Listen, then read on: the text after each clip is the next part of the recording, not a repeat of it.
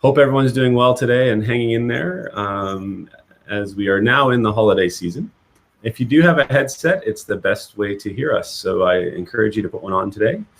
And if you can just make a quick comment or click the wave icon in the bottom right-hand side of your screen to let us know that you are here and maybe where you're calling in from. Or if you're participating in our Visit Utah Walker Tracker Challenge, have you passed the Cedar City milestone? Bonjour, Michelle and Natalie, and nice to see you, Jason. Amazing. It looks like people are typing and joining us from all over Canada. We sure appreciate your time today. We know it's an extremely challenging time for our industry and are grateful for you taking some time. Great, Dawn, you've passed the walk. Amazing. Hi, Airdrie. Cool. All right. Well, today we're in our second edition of our Talk It Tuesday December webinar series, and it's focused on giving you a more in-depth understanding of a few of our key regions in Utah who support the Canadian market. I am joined today by the amazing and incredible expert of Cedar City and Brian Head, Becky Lewis. That's you. And fortunately, on my last trip pre-COVID, I actually spent a ton of time in the Cedar City, Brian Head area. I was fortunate to snowmobile to Cedar Breaks National Monument and ski some of the greatest snow on earth at Brian Head Ski Resort. And I count myself extremely lucky to have done that amongst the red rocks backdrop that this area has to offer. In case I haven't met you before, I'm Corey Marshall and fortunate to be the account director for Utah in Canada. Today is an awesome opportunity to extend your knowledge for when we are back in action selling holiday experiences.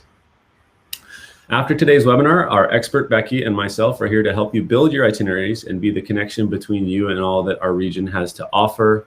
And as a reminder, if you are participating, and it seems many of you are, in our Visit Utah Walker Tracker program, your attendance today gets you one additional ballot in our grand prize draw for a trip to Utah in 2021 when it's safe to do so. And that's courtesy of our airline partner, Air Canada, and of course, the Utah Office of Tourism. Housekeeping items. I see many of you have been on webinars before and are used to our chat box. If you have any questions as we go along, please just type these in the box and we'll endeavor to answer these in the chat box, or I'll get Becky to answer them at the end.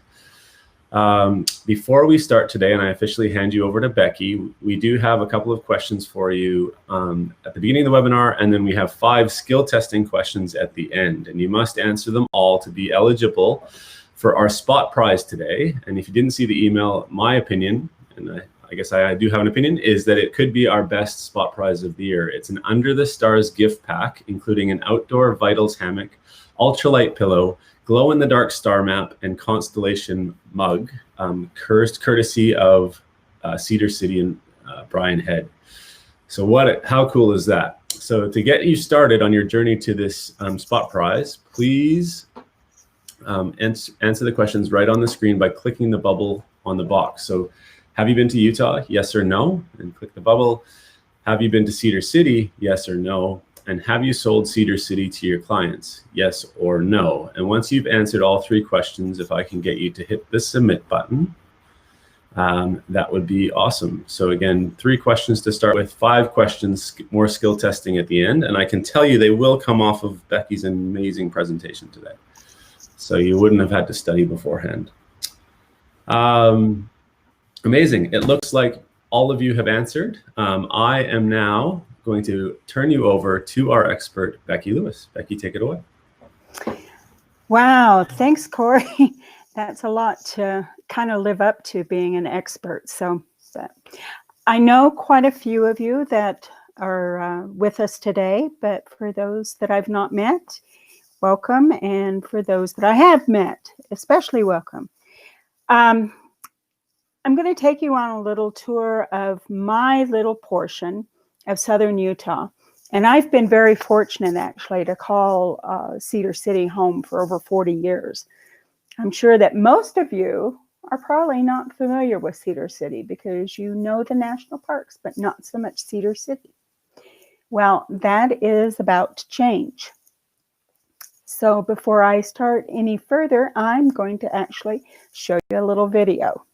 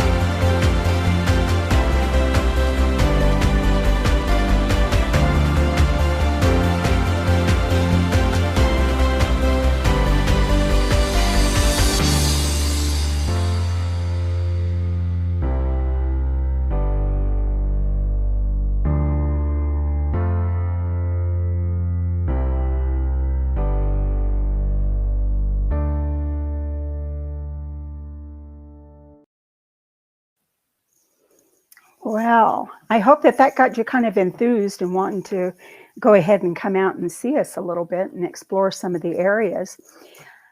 What I would like to really kind of get into first is to let you know exactly where we're located.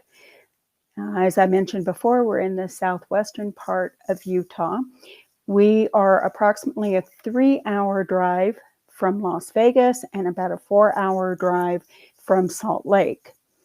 We're very close proximity to Zion and Bryce Canyon National Parks as well. Like Zion is about an hour away and Bryce Canyon is an hour and a half. Now, Cedar City has a really important history with these national parks, as well as the North Rim of the Grand Canyon, which is about a 3-hour drive from Cedar City, and it's 90 minutes from the Utah border into Arizona, so it's really close. A lot of times people think that the North Rim is part of Utah, and we gladly claim it. We don't have any problem with that. In the early 1920s, the Union Pacific Railroad was really intuitive, and they had a line that was going, across country in this area, and they decided that they were going to put a spur off of that main line that was going to bring people right in through Cedar City. They built a really nice depot and a new hotel, and what their plan was to get people into the national parks. So some of you may not realize this. The Union Pacific Railroad is the ones that actually started tourism in this area into the national parks. They commissioned an architect to design the lodges inside those 3 locations I mentioned, Zion, Bryce, and Grand Canyon North Rim. Then what they would do is they would bring the people in on the train. They would stop in Cedar City. The people would spend overnight in that really nice hotel that they had built specifically for this purpose. And then the next day, they would start loading onto, they were called buses, but they weren't very large. They only set maybe 10, 11 people, something like that. So, they were called long buses for whatever reason. If any of you have been to Yellowstone in the last 15 years or so, you've seen like the yellow buses that they use to tour around the park. Those are the same kind that what we had here that started in the 1920s. And what Union Pacific did, along with a subsidiary that was called the Utah Parks Company, based here in Cedar City, they would put the people onto these buses. They had about 40 of them, so there wasn't a problem with not getting everybody on or whoever wanted to do this. They would take them on a grand circle loop. You've probably all heard that term grand circle, but didn't realize that it came from the 1920s. And what they would do is they would start off, they would go to Zion and then spend the night. And then the next day they would go to Grand Canyon North Rim, spend the night. The next day to Bryce, spend the night. And the next day they would stop in Cedar Breaks National Monument, and they would have lunch there.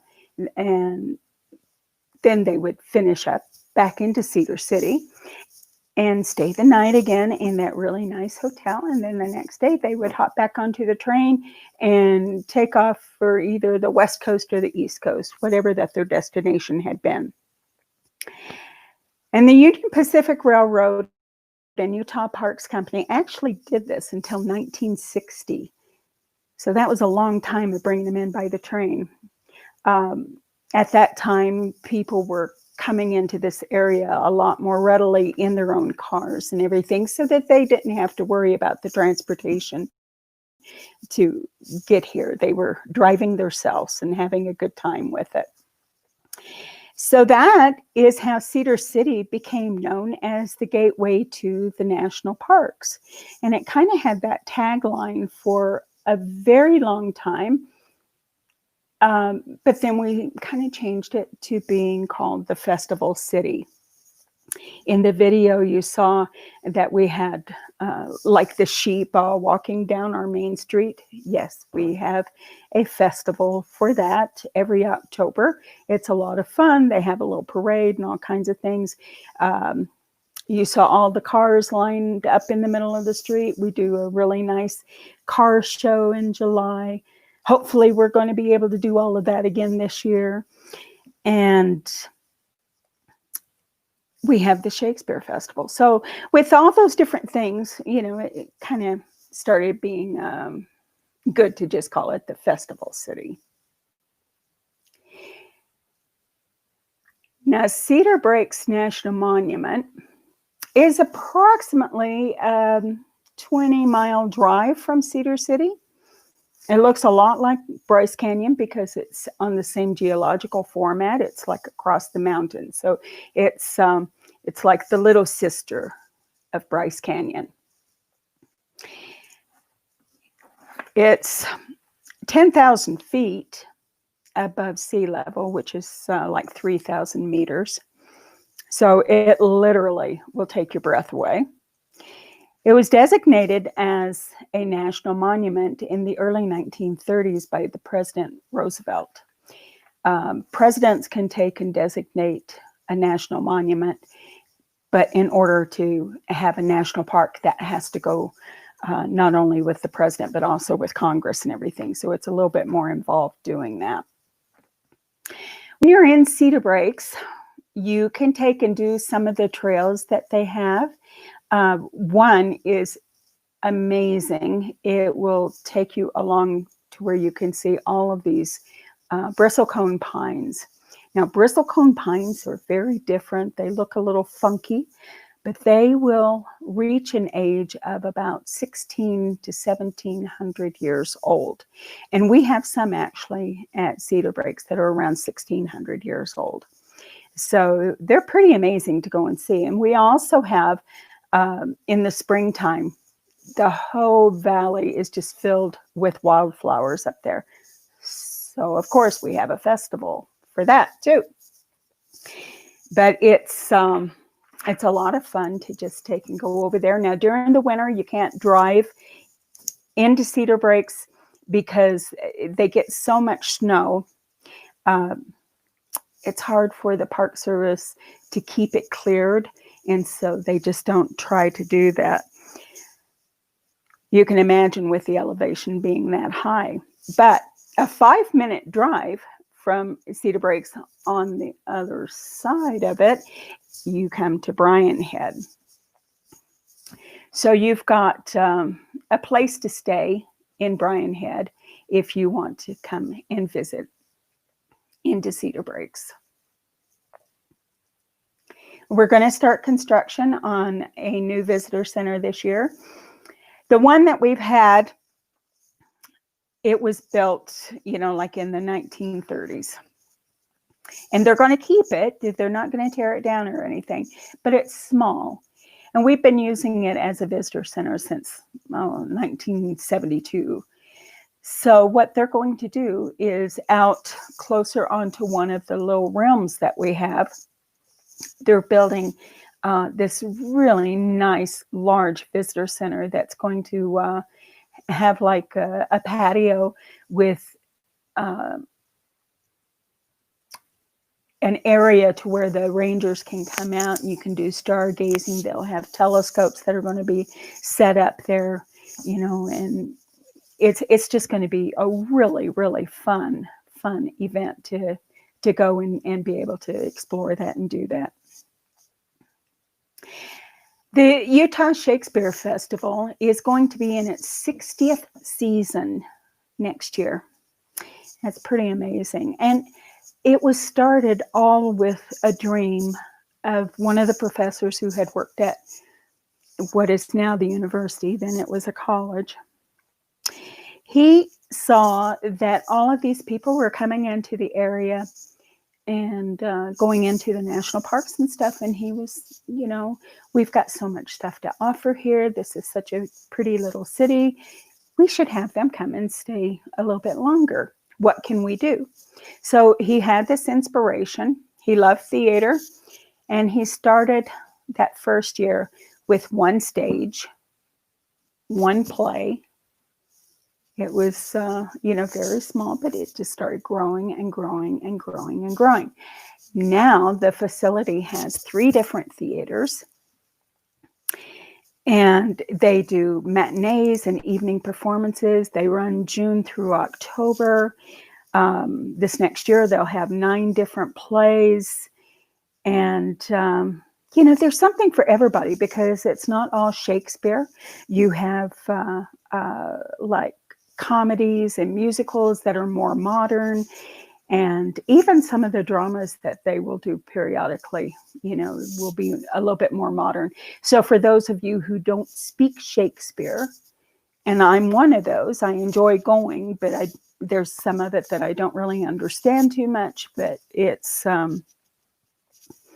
really does offer something for everybody. Now, if you have people coming in and if they don't want to go to a play, but they want to experience a little bit of it, that's not a problem. For about 20 minutes in the evening before the play starts, so roughly 7 o'clock this would start, they have what is called a green show. And it's outside of the theater. It's free, so anybody can take and go. They usually have 3 different themes that they'll work through the week, so that if you're staying for 2 nights, you're not going to see the same thing both nights. But they'll have different actors and performers and dancing and singing and all different kinds of things. It's really a lot of fun. You just go out and you sit on the grass and just enjoy yourself. The actors for the Shakespeare Festival come in from all over the world, and they're really proud to be coming and playing at this particular festival, because not only are they enjoying that, but they also get a chance to enjoy the nearby parks and stuff too. Now, I'll be showing you this video a little bit later on after the presentation, but I just wanted you to kind of get a glimpse of what Brian Head has to offer, because I know that some of you do ski trips or you enjoy coming and skiing on your own. So this gives you a little bit of information about what Brian Head has to offer. Now, I will tell you that Brian Head has the highest ski elevation in the state of Utah. So with it being a 5-minute drive from Cedar Breaks, you can imagine it's just under 10,000 feet or just under 3,000 meters there for their elevation. They went through new ownership this year for the resort, and the resort is set up a little bit differently because most resorts include hotels. Brian Head, the resort is purely the skiing part of it. There are 2 hotels there that are independent. Well, one is a Best Western, so I guess it's not independent, but they're privately owned. They're not part of the resort complex, even though they are sitting there. Now, Parowan Gap petroglyphs. The petroglyphs are really quite a unique type of thing because it's ancient rock carvings. Now, the reason that they did this was way back about 500 AD. So that's a long time ago. You had the Fremont people that were living in that area, and they would actually use this as a way of communicating with family members, with friends, with other tribes that would come through, and whatever, they would tell you different things, like where the best place was to maybe hunt or to fish or something. There's just a huge amount on the display here. In fact, it's one of the largest concentrations of petroglyphs in the West. And along with that, it's so accessible because you can basically drive your car right up to it. And in the picture there, you can see how close the girl is reading the placard, how close she is to the petroglyphs. So it's really an amazing place to go to, something very different, free of charge. about roughly a 15-minute drive from Cedar City. So I encourage everybody to take a look at that. Now, the reason why it's called Parowan Gap is because when you're there, you actually see a gap in the mountain, so you see a V. That was caused by a river flowing through the sandstone. It started like 200 million years ago. So a little before our time, but it takes a long time to create all of these beautiful things. So that's how it gets its name. You may or may not think about us as a mountain biking destination, but believe me, we've got a lot of trails. Most of the trails in Cedar City and in Brian Head were designed by the International Mountain Bike Association, or IMBA. We have over 322 kilometers, about 200 miles of downhill trails in Brian Head, and about 120 kilometers or 75 miles of trails in Cedar City.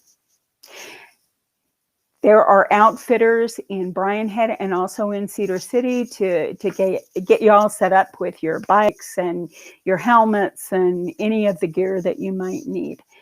And they can also, help advise you as to what the easier trails would be, what the more intriguing trails would be. I'll put it that way. We have some new lodging properties in the area. This particular one is called Cedar Canyon Retreat. It's approximately 5 miles east of Cedar City, up our little canyon road, and it's away from the road, so it's kind of a little secluded, and you can see from the pictures, that it's definitely that way. Now, this is for RVs. They've got the hookups for the RVs. I'm sure you can do tent camping there too.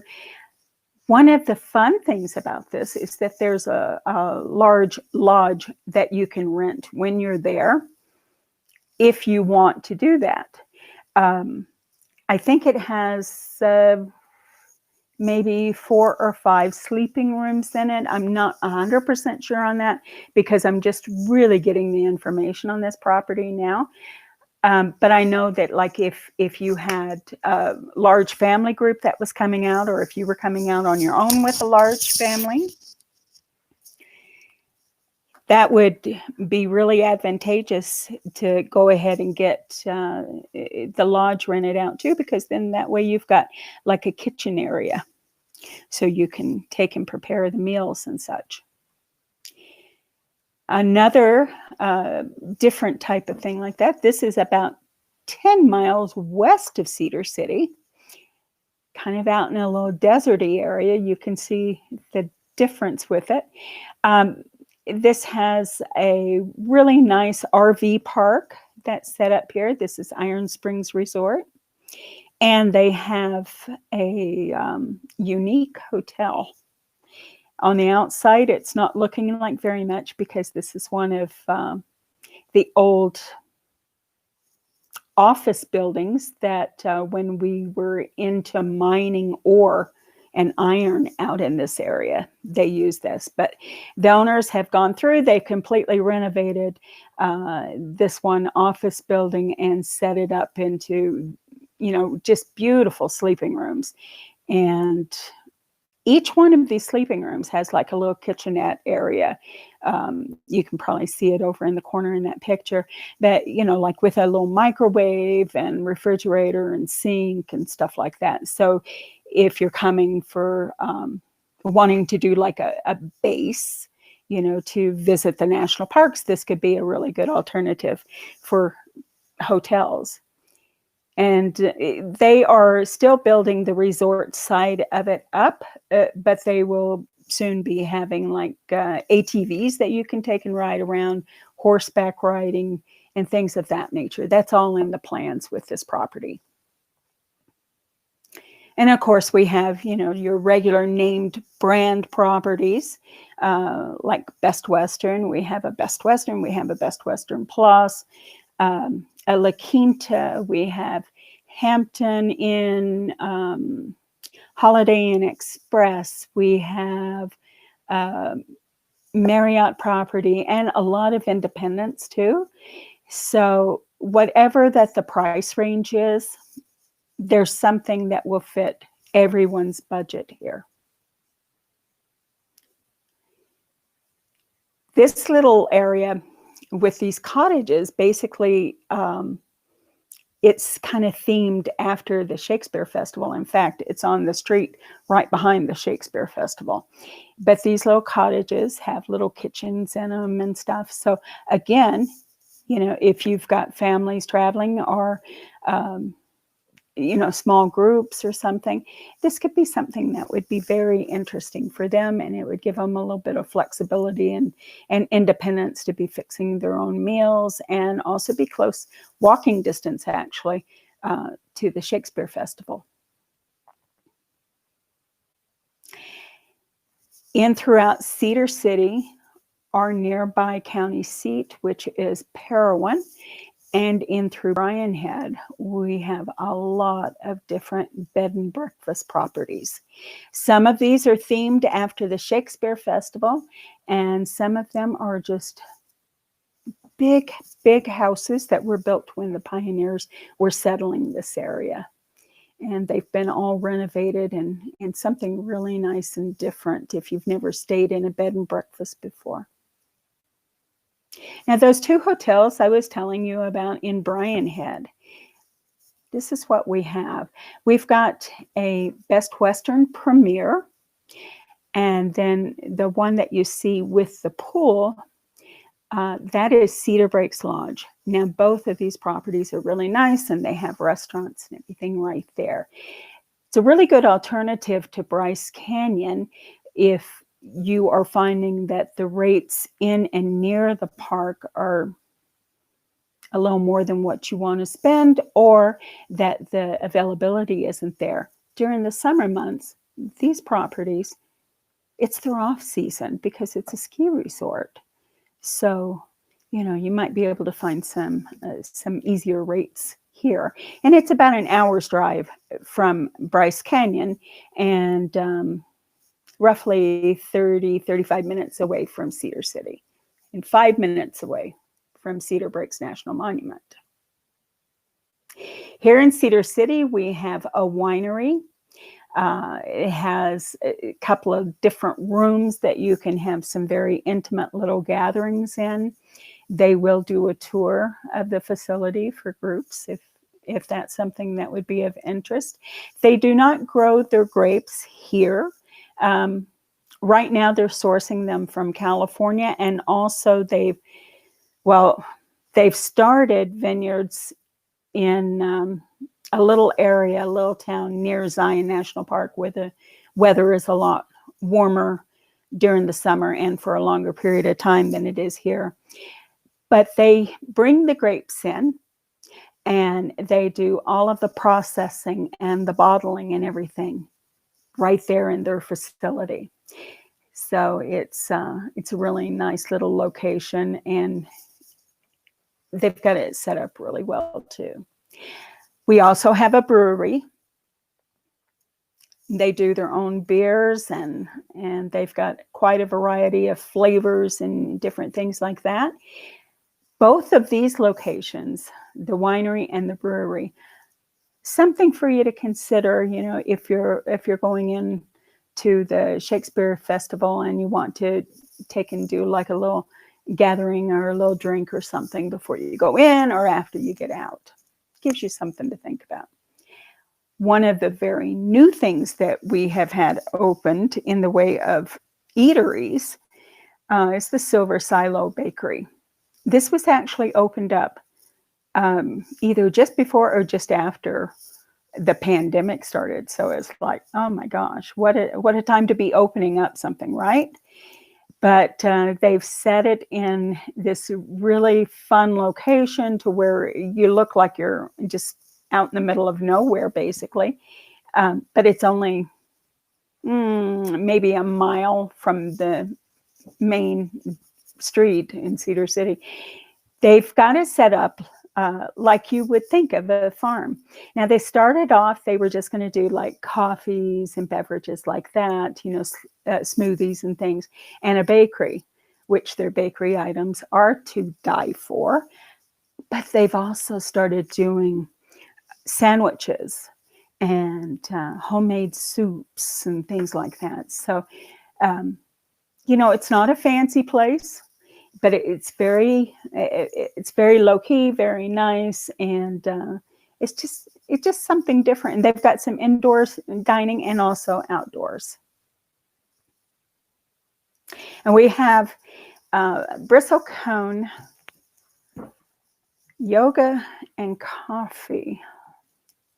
I think that that's kind of a strange combination, but they seem to be doing really well with it. And they're enjoying the business that they're able to get. I know that there's a lot of people that will go in there, you know, for their yoga classes and everything. But anybody going in there for the first time, I would just want to caution you, don't try and get your coffee and do the yoga at the same time, because that probably wouldn't work out to your advantage. We have a little French spot, a little cafe that is actually on our main street. It's not very large, but the food there is delicious. It is owned and operated by a chef who worked in several different Michelin-starred restaurants in Paris, and that is where he learned his craft, and now he's got it here in Cedar City. Amazing. And if you're thinking about pizza and salad, Centro has the best pizzas and salads. They're very different, very unique. They've got combinations of pizzas that you would never have heard of before, and they're all fire grilled. It's a pretty good spot. And you remember that depot that I was telling you about earlier in the presentation that the Union Pacific had built for the people coming in? That depot is still in Cedar City, and it's now a really nice restaurant, so you can go into that. I think that Cedar City really does offer something for everyone. And I know that when you're coming out into this area, you definitely want to see the national parks. We don't want to try and keep you away from that.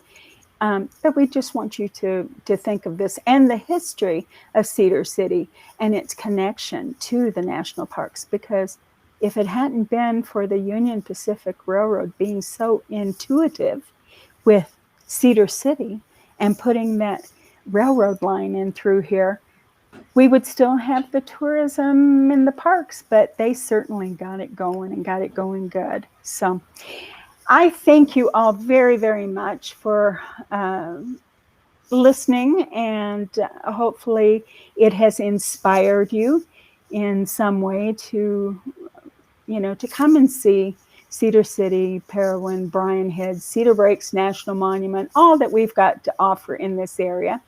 And one more thing, if you go skiing in Bryan Head, it's the only place in Utah that you're going to be able to ski and see the Red Rock. Only one. So anyway, I'll turn it back over to Corey. Thank you all very much. And thank you, Corey, for allowing me to participate in this. Thanks, Becky. Thanks, Becky, very much. And thanks, everyone, for joining us today. As always, we're in touch tomorrow with a recording of today's webinar in case you wanted to share it with colleagues or you missed anything that you wanted to kind of have a repeat of.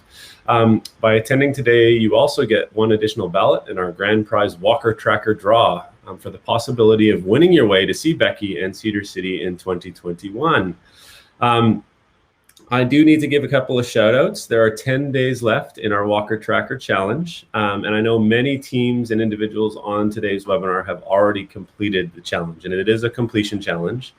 However, we do have a number of teams from our top 10 that are on today, including JAC Travel, Voyages A+, Baxter Media is actually in third place, the Travel Group, Travel Agent Next Door, Nedker Travel, and the Holy Guacamoles, who are senior discovery tours. So thanks, guys, for attending and your company's participation. It's been awesome. Before we finish today, we do have those 5 skill testing questions that you need to get right in order to be in for our prize draw of that incredible Cedar City Dark Skies prize package. So again, if you can go ahead and answer these right on the screen, there'll be 5 questions, and we'll give you lots of time today to make sure that we get your answers in and that they're correct. So question 1, what is a petroglyph? Is it an ancient rock carving, a painting, a carving in a tree? Question 2, Brian Head is known to have this in Utah: the most wildlife, the highest base elevation, the warmest summers. Question 3, the mountain bike trails in Cedar City were designed by National Mountain Bike Trails Organization, the International Mountain Bike Association, or Trails Across America. How many theaters does the Utah Shakespeare Festival have? Is it 1, 3, or 5? And then what is the driving time between Cedar City and Las Vegas, Nevada? So if I can, again, get you guys to all answer those questions, we're going to try and get as many answers in as we can and give you all an opportunity to win that prize package. Looks like we're almost there. And again, happy holidays, Merry Christmas to everyone. We have one final webinar in our December series next week, which will feature the Rocky Mountaineer. So we'll include that in our follow-up tomorrow. Rocky Mountaineer has a new train service in 2021, starting in Denver and finishing in Moab, Utah, or vice versa. And we're going to be joined by Rocky Mountaineer, and plus we're going to give you some packaging ideas post that train service. And it's a product innovation that's happening in this pandemic, and a real cool opportunity for when that border opens up between Canada and the US, and getting passengers back onto an incredible train journey into Utah.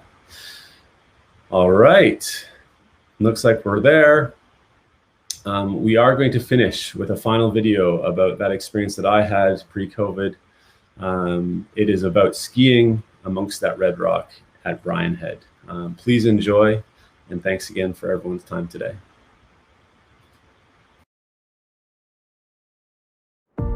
Brian Head is a beautiful little snowy mecca that's tucked in between bright, fiery red rocks accented with white snow and green trees. It's one of the most beautiful places I've ever seen. And you get to ski in it. It's fantastic.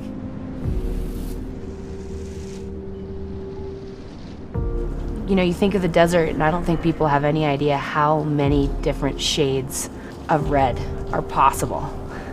And you get to Cedar Breaks, and you immediately see the spectrum of red in contrast with beautiful green trees, a collection of bristle cones, and then you sit there at sunset. It's poetic. It's beautiful. It doesn't make any sense until you've seen it.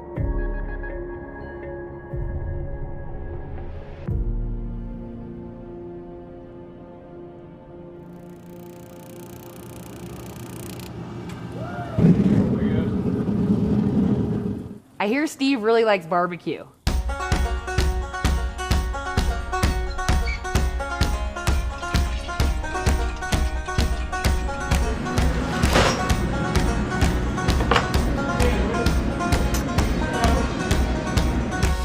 I'm from Kansas City, and that's barbecue capital of the world. Yeah. So I thought, let's have live music every Saturday night and have barbecue. Everybody likes barbecue music and beer. Today is going to be incredible. I can't wait.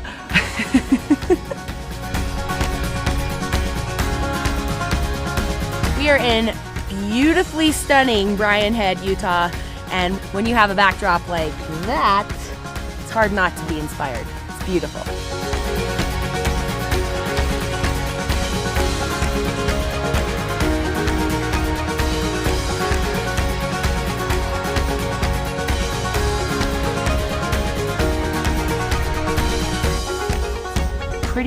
amazing that you can ski 2 different ways in one day, be on my alpine skis, shredding some pretty steep terrain and really, really fun snow, and then go down to the parking lot, drive along the plateau for 5 minutes, put on my cross-country skis, and cross-country ski on a really nice, accessible, flat plateau out to an overlook and spend sunset overlooking a beautiful national monument.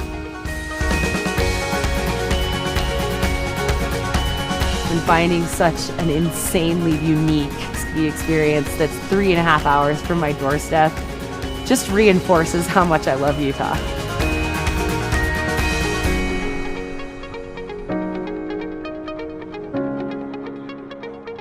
So Brian Head was recently acclaimed a dark sky location in the States, and to spend sunset outside and watch the stars come out is pretty amazing.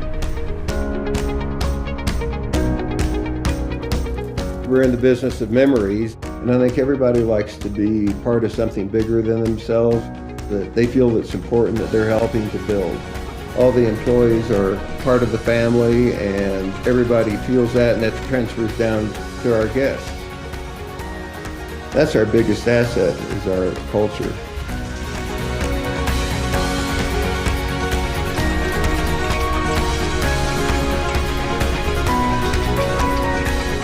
You can just tell that the soul of skiing is here in Brian Head. And it's not seen, it's not a place to go to be seen. It's a place to go because you love to shred.